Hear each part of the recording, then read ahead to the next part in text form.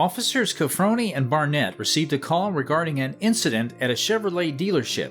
They promptly responded to the report of an intoxicated ex-employee causing trouble on the premises. Downstairs.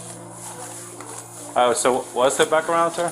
So she was on the phone, and one of my other employees downstairs heard The woman had arrived at work earlier that day in a sober state, but as time passed, she began to exhibit signs of intoxication. Arguments ensued between her and fellow employees, prompting the management to make the decision to terminate her employment. Having been informed of her dismissal, the woman was requested to leave the dealership premises. However, she adamantly refused to comply with the request and defiantly remained at her desk. Hi, ma'am. How are you? Hi. You doing okay? Yeah. When the police officer arrived at the area where the intoxicated lady was, he greeted her, and the woman made an effort to answer in a manner that demonstrated to the officer that she was thinking clearly in order to show him that everything was in order at that location. Hi, what's your name? I am Officer Cafroni from Police. Hi, how may I help you? No, how may I help you? What's going on? Initially, she sought to establish Officer Cafroni's name, expressing her interest in the officer's work and how she could assist. Officer Cafroni revealed all pertinent information, including his name and real identity, without hesitation, while also stressing that he was present owing to her and the ongoing events. Following this interaction, the young woman, now 21, pretended to be too engaged with her work and the responsibility of identifying something crucial. What's your name is? Nailina Tierra? Melina? Nailin. Nailene? Yeah. Okay. Do you have any idea why I'm here? The police officers proceeded to inquire about the girl's name. Due to lingering effects of her alcohol consumption, she struggled to provide an immediate response. Nevertheless, upon the officer's second request, she managed to provide a name, stating that her name was Magdalene. From that point on, Magdalene made deliberate attempts to elude the officers' further inquiries and evade their pursuit. So, what's your title here? I'm the owner. Okay, what's her title here? She's a BDC. She works in... Following that, Officer Cafroni initiated an investigation to gather information about the proprietor of the business establishment and to determine the background of Magdalene, including her role and position within the company. The business Yeah, I'm development also in law school if you want to take down my lawyer's information. Well, I don't want to talk to you just yet. You just ignore me. Suddenly, Magdalene re-entered the conversation and vehemently objected to Officer Cafroni's efforts to obtain her personal information from the business owner, explicitly stating her desire for the officer not to proceed with such actions.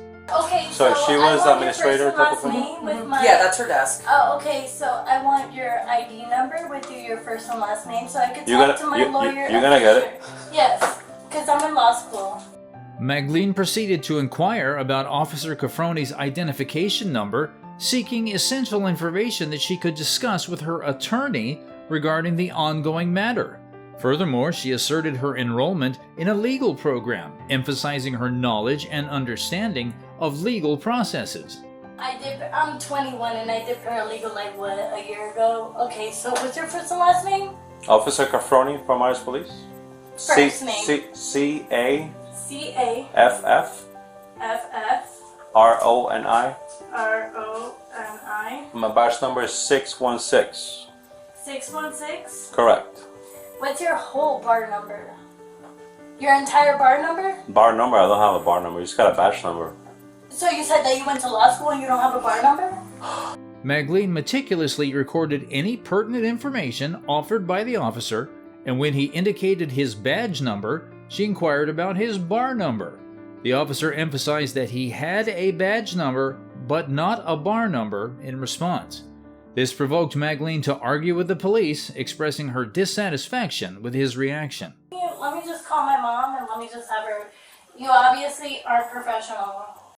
After this, she stated that she should contact her mother and inform her of the situation. I was on the phone after I Yeah, called my her mom to said that leave. she was on the way. Her mom said she's not coming to pick her up. The establishment's owner interrupted the conversation, alerting Magdalene that a notice of termination had been issued essentially terminating her employment. In addition, the owner stated that they had already spoken with Magleen's mother, who confirmed that she would not be coming to pick Magleen up from that specific spot. Up the phone too.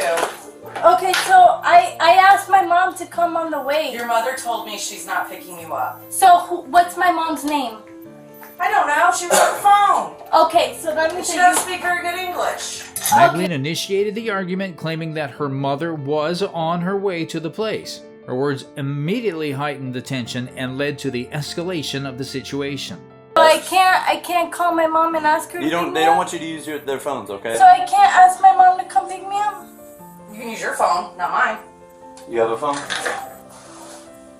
Magleen requested permission from the cops to contact her mother, and the authorities granted her permission to make the call.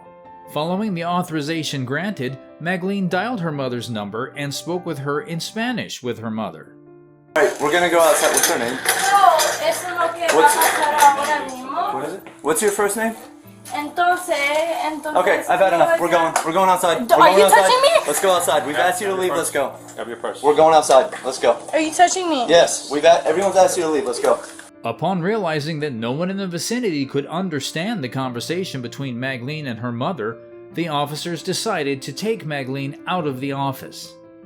As the officers attempted to restrain Magleen's arms, she screamed and resisted their physical contact. Her resistance grew stronger, making a commotion in the surrounding area. She insisted on retrieving her cell phone and purse from her possession. When the officers tried to put handcuffs on Magleen, she started to resist and struggled against them. She claimed that she had done nothing wrong and began to cry uncontrollably without any apparent reason.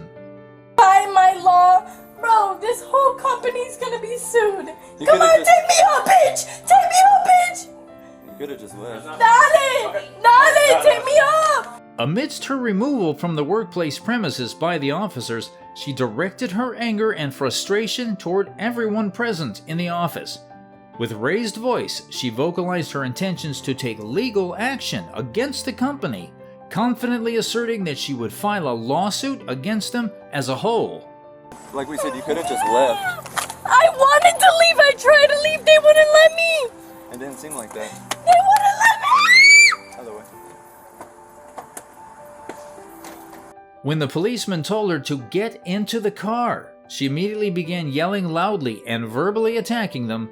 She did this as soon as they gave her the order, and being taken into custody by the authorities and having charges filed against her, Magleen was subsequently detained on suspicion of disturbing the peace, trespassing, and resisting an officer.